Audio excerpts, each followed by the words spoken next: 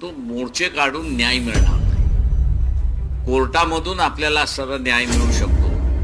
मी असं म्हणतोय की ज्यावेळेस आम्ही पत्र लिहिली तुम्हाला की आपण हायकोर्टामध्ये जाऊ आणि हायकोर्टामार्फत इलेक्शन कमिशनला विचारू की तुमच्याकडे कागदपत्र नाही तर हे इलेक्शन फ्री अँड फेअर कसं झालं हे असणारं सांगा.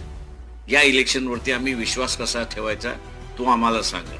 आपणच म्हणताय की 70 लाख मतं वेळ संपल्यानंतर झालेली आहे, तर ते मतदारांनीच केलेलं आहे की आतमधल्या पोलिंग ऑफिसर जे होते त्यांनीच मतदान टाकलेलं आहे. याचा खुलासा आपण असणारा विचारू. त्यावेळेस कोणीच आमच्या बाजूने उभं राहिलं नाही.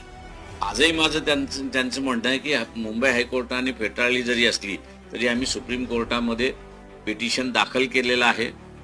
कदाचित 15-16 ऑगस्ट नंतर ते असणारं सुप्रीम कोर्टाच्या समोर येईल.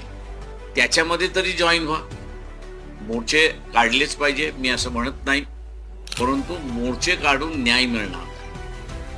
कोर्टामधून आपल्याला असणारा न्याय मिळू शकतो.